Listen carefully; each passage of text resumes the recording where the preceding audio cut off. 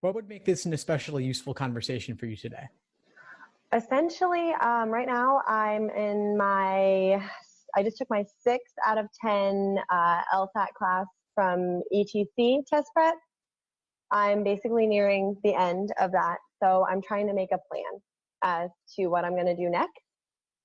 And I'm starting to learn what I'm weaker at, what I'm stronger at, and just trying to stay above water because some of this material is getting pretty hard.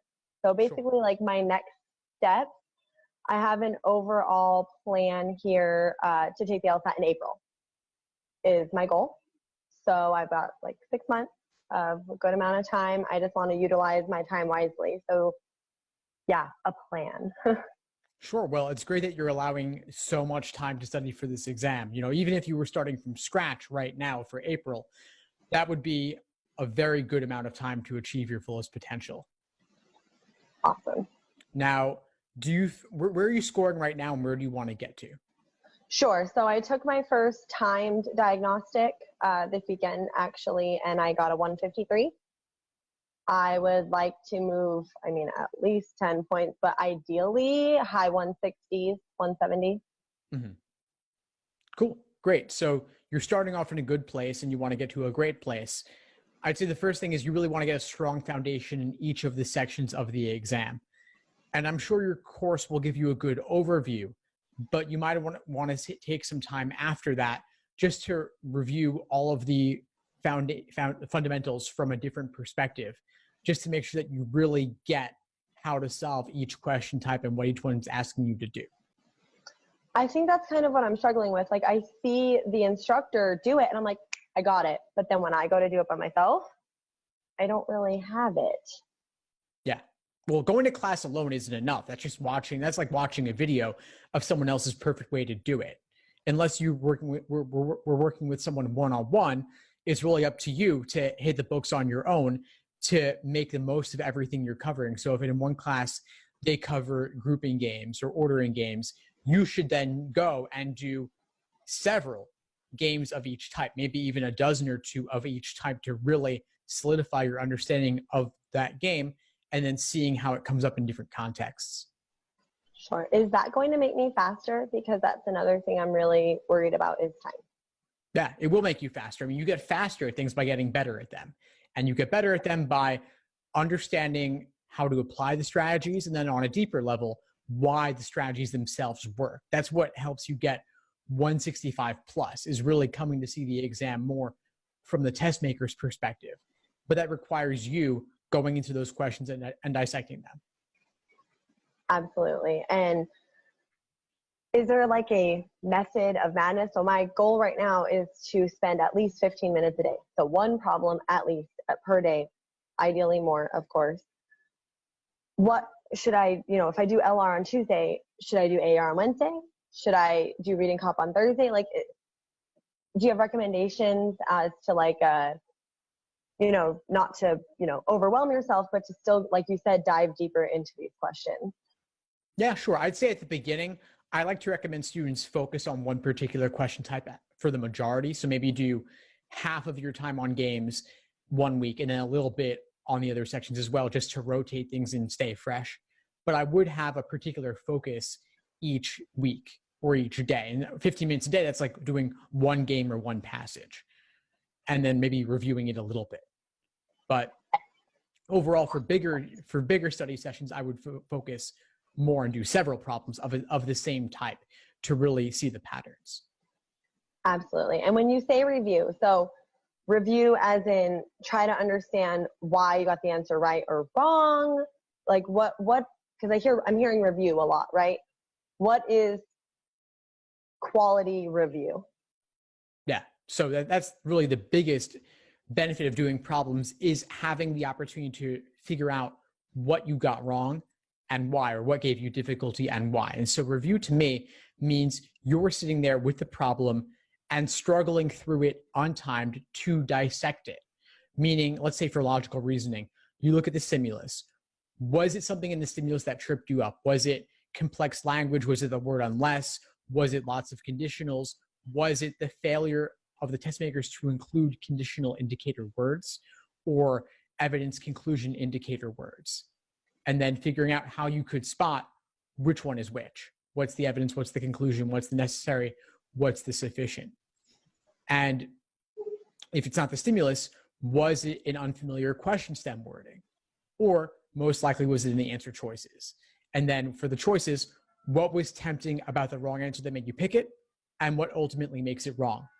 And what's discouraging about the right answer that pushes you away from it? And what ultimately makes it correct? So you have these traps of discouragement away from the right answer and traps of encouragement pulling you towards the wrong answer. And you've got to figure out which traps you are uniquely prone to falling for. I did that. I was actually doing reading comp before our call. That's why I was like running a little bit late. And one question, I'm like, that answer is too obvious. And yet I picked it anyway. I'm like, the answers are never that obvious is what I'm learning. And yet I picked it anyway. So no, that really helps. And I was listening to some of your stuff too recently about how you advise like writing out your exact thought pattern. That's something I haven't begun doing yet that I think could really help. Yeah, write it out, talk it out with a friend or a coach or a tutor, or even in class, you could bring some of your questions. Maybe they'll cover them there too. But you've really got to speak it out, because if you just look at the correct answer or you look at an explanation, it's too easy to say, I get it now and move on. You've really got to paraphrase it and put it in your own words. And a lot of times it is that little thing where the first half of the choice is right, but then there's one little word towards the end that makes it all wrong. Absolutely. And I think you're touching on one of my particularly weaker areas is LR. I took like the most basic philosophy class to get my degree, and it's coming back to bite me because that's very hard for me. It takes more time to master too than games, for sure. You know, games are especially perfectible, and especially with a timeline for 6 months, you can master them 100%. But reasoning does have those ambiguities of language, and there's many, many more patterns in logical reasoning than there are in games. So it takes more time to see more and more of them. Absolutely. And that's kind of what I'm, with the 6-month time frame, how often would you recommend to practice tests? And should every time I practice tests be timed? I don't think you need to do timed exams yet, especially since you've been doing the course. I would say you could take a couple of months just to really solidify your foundation. And so you've been taking a course already, but maybe you want to look at some other resources too, like other books or videos, some other medium that you can do on your own, because time in class alone isn't enough. You've got to do the work on your end now as well. And so maybe take a few months, do a general overview of each section and each question type. Don't even worry about exams yet. And then see where your score stands after you do all this. Yeah, because I like that advice, because I got kind of discouraged because I did a practice test and didn't time myself. I think I took almost 6 hours, so double the amount of time, right? And then I did the time diagnostic, and there was I dropped 7 points. So when I didn't time myself, I got a 160. And when I did the diagnostic online and it was timed, I got a 163. So I think there was some discouragement there. So I think that's probably pretty useful to get a foundation of these question types. I think it's identifying the question type, especially in LR. I'm having a really hard time identifying exactly what they're at, like the type of question. Yeah, and so drilling by question type, which is one thing I recommend during this foundational period, that will help you see all the different minor wording changes they use to refer to a given question type. And for example, is a big difference between necessary assumption questions and sufficient assumption questions. They're asking for very different things, but over time you could see the key words they use for each. Yes, that's like exactly what we just learned about. Oh, man, yeah. Like, give me a second. This is really hard. And then that kind of brings me to, I am wondering, I know I shouldn't be focusing on time quite yet, but when I do, how much time should each question take? And then, because I'm hearing all these things about strategy, like, okay, there are at times you should just, guess a question and move on because there's no guessing penalty. What do you recommend as far as like time per question, and when do you know it's time to just guess, like on the real exam, of course? Sure. So I actually don't recommend timing individual questions, period. Okay. You'd be sitting there with a stopwatch being like 110 versus 130. Is that bad? Reality, I would think more about just the section as a whole. Like for logical reasoning, I would aim to do the first 10 questions in about 10 to 12 minutes to build up a time bank to handle the tougher questions that come later in the section, because there is that general order of difficulty. So it is always like that. These practice tests aren't just like I feel like it's taking off in an airplane. Yeah. It is like that on the real LSAT. It is, yes. These are real exams that you're looking at. So yeah, exactly. It's gradually getting more difficult as you move through the section. It's a general order, not a perfect order. So number 17 could be harder than number 25. But on average, the earlier ones are going to be easier. So you do want to go through them more quickly than the average. Then Sure. Games and passages, you could have an average of 8:45 per game or per passage, but that's only an average. Some might take 8 minutes, some might take 11 minutes, totally fine. Okay. And then your strategy on, okay, like if you're really running into trouble, do you advocate guessing? I mean, because at some point you have to. Yeah, so there's no guessing penalty, as you said, so you do want to bubble in something for every single question. You might do it at the 5-minute warning. Okay. Just so that way, that's your warning that time is going to run out soon. Maybe if you're way behind schedule, you would want to bubble in everything and then go back and attempt whatever you can. And then I think with that too, as far as, timing and being worried, sometimes I just get so tripped up on like, I don't know the material. Like if it's a science passage, for example, and I'm like, okay, the conductor heats up the radioactive, like I get tripped up on the words. Do you have any recommendations as far as not getting kind of like lost in the gravity of like what's being explained when it's not my field? Yeah, sure. I'd say just try to dumb it down and oversimplify it as much as possible. So if they have like some 3-syllable word, can you substitute your own 1-syllable word that a 5-year-old would understand? Or could you use an acronym of some kind to simplify it for yourself? A lot of times they do use overly technical language to describe very simple things. So practice that. And if you have an example that you want me to look at, just shoot me an email and I'll take a look at it for you. But yeah, there are always ways to dumb it down for yourself to make it more real world relatable and easier to get through. That is awesome. Thank you. Yeah, there was one exactly yesterday. I'm like, I can't even get to the conclusion of this because I don't know what you're saying. Like you might as well be speaking Mandarin to me. Yeah, for sure. Is how I felt with one of these LR questions. And then that's when I start to run out of time because I'm like, it's like perfectionist by nature. And I'm like, okay, I'm going to understand this. I'm going to get this. And then it's like, nope. Then I probably should just move on to something I can grab and go with. For now, yeah, but that's something to practice for sure. Yeah, definitely. And then as far as, so like I said, I want to take the LSAT in April, and then apply in October. That gives me a few times if I need to retake.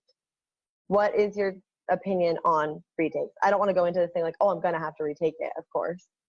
Not that you would have to retake, but that it's an option for you. And I do recommend that you consider retaking because there's no downside. Law schools don't average multiple scores.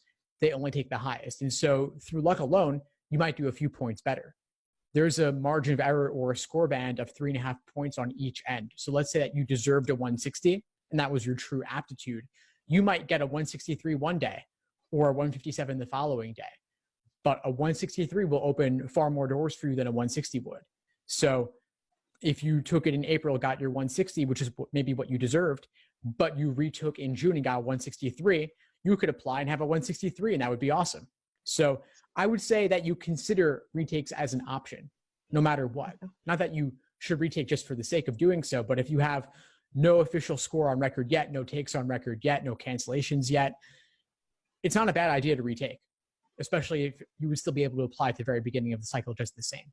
Yeah, that's kind of that is my vision, to apply at the beginning of the cycle. Let me ask you, I don't know if this is like a super basic question because I'm only a month into this, but do the testing dates fill up? Like when should I commit to the April 25th LSAT? That's a great question. And this year has been somewhat unique in that they fill up really fast. It's like LSAC isn't making enough seats available in every major city in the country and then non-major cities too for some reason. It's like they don't want to have empty capacity. So that means that everyone gets stressed out or can't book their date. So I would say book it now. If you think that April is pretty likely for you, then book it now. You don't want to have to like drive 3 hours and stay in a hotel or fly somewhere else just to do it, you know? It's stressful enough. Yeah, really. So I would just say if you're thinking of April, you're like thinking way ahead of schedule compared to most people. So since April is like the last date available for booking right now, I would just lock it up and have it. And then when Awesome. registration opens, probably in the spring for the ones in June and beyond, consider booking one of those two. That was actually going to be my very next question. The June and beyond will open in spring, you said? Yeah, because the LSAC, their year runs from June to May. And so April is Okay. the last date of that year. But then in the spring, they will open all the dates for the following year. And so you can book June and July at that point, or one of them if you want. Awesome. And then my understanding, I've got a good understanding of like the different sections and stuff. As far as the writing sample, is there practice I should be doing in regards to that? Because I know you do it online on your own now from everything I've read. Right. Yes. You do it online on your own after the exam. It's no longer part of the actual official LSAT test date. They're not administering it anymore. And so I wouldn't worry about it for now. You could take the LSAT, master that, then a month later or a week later, do the writing sample if you want. It's not scored, but because it's typed, law schools are a little bit more likely to look at it than they otherwise would have been previously. But it's not scored, doesn't count. You could do a practice one if you want, but you really can't go wrong on it if you're giving it your best shot and have good writing ability. Sure. And they time you just like online after. They time you just the same. Just the same. Okay. Perfect. I was wondering about that. I think just I feel like, okay, I have all this time until I'm going to take it. I just want to know how to take most advantage of my time given, I work part-time, I have 2 kids, I'm married. Like I am not this typical student. That's why I think I gave myself 6 months because when I was doing some reading, I'm like, okay, you can study for the LSAT in 3 months. I'll probably need double the time. Yeah. Knowing my schedule. You know what I mean? For sure. So I would say you might want to try one of my day-by-day study plans. Okay. Because they show you exactly what to be doing every single day over the course of your prep, which books to read, which LSAT exam problems to complete, and laying it out for you systematically. So that you're mastering games, then reasoning, then reading comp, you're doing the easiest ordering, then the moderate ordering, then difficult ordering, then on to grouping. So easy to hard within each category to help you see those patterns.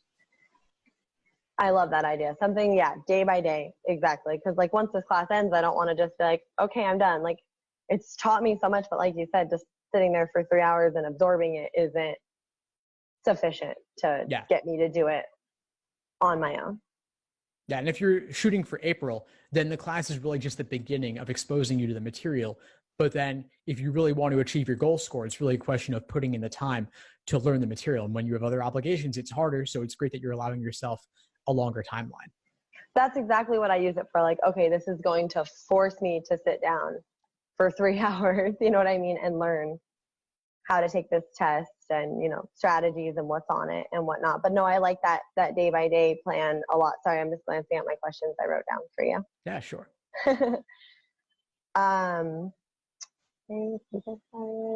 Yeah, that answers. Oh, I do have a question. I don't know if this is permissible, but as far as the free material, you said you have a day-by-day study setup and recommendation. How do you feel about the Khan Academy free material? Yeah, sure. I think it's good for general exposure. And of course, they have real LSAT questions, which is nice. But they do repeat the same questions over and over because they have a limited set that they're pulling from. So if you want something you like to use that's free, like when you have access to the internet and no other books, I think that's fine. But I think given that you already have taken a course, it might be a little bit too basic for what you need going forward. Yeah, I saw some things on there that I've already seen in my course book. So I was like, I don't know if this is an unfair advantage, but then again, I'm like, I don't know if I even remember the answer because they're so complicated. Yeah, no, I think it's fine. If you're on a budget or you just have the internet and nothing else, that's fine. But I would suggest using more advanced material at this point since you're already doing a course. Awesome. And then are there I don't know if this is a thing, like study groups or anything you recommend to connect with other LSAT students? Well, I have the Facebook group. Yes. That's a great place to connect. That's how I found you, was on Facebook. Awesome. Actually. Great. Yeah. So I would say use that to find study partners either online or in person. One of the purposes of the group is to organize that. So feel free to make a posting there And then Awesome. if you're looking for more of my resources, one of the things that I include with my online courses are actually live online classes and Q&A sessions and group coaching as well. And so those provide some of those benefits of community and study partners and accountability as well. Super cool. No, I'll definitely look into that because yeah, that's how I came across you, was on Facebook, and then I found your blog, and then I got your cheat sheet, and then I was like, oh my gosh, there's so much material here. Like now I know where to go for some after class stuff when this ends in 2.5 weeks. Yeah, of course, Candace. Awesome. Well, I'm really glad we connected today. Likewise. Thank you. You gave me a lot of really good insight, and I feel like my timeline is like very manageable. Glad to hear. What would you say is the biggest insight you got from our call today? I would definitely say to focus on the one section at a time. So like if I'm doing, AR this week, focus on AR. Don't jump around, which is what I think I've been kind of doing. Just master section by section. And then I really got a lot of insight when you said, if I'm having trouble understanding a question because of the complicated wording, to break it down, make an acronym out of it. How would I explain it to my 7-year-old if I had to? Just like that. That really helps me because that intimidates me quite a bit in some of the LR and reading comp. Awesome. Perfect, Candace. Well, it sounds like you know what to do. I'm glad we connected. Please keep in touch and let me know if you need anything at all as you move forward. I sure will, Steve. Thank you so much. I really appreciate your time. My pleasure. Take care. You too. Thank you. Bye. Bye. Thanks for tuning into the show. Please subscribe if you haven't done so already to be notified of new episodes as I release them. And feel free to reach out if you need anything at all as you move forward with your prep. I'm happy to help however I can. In the meantime, I'll wish you all the best and take care.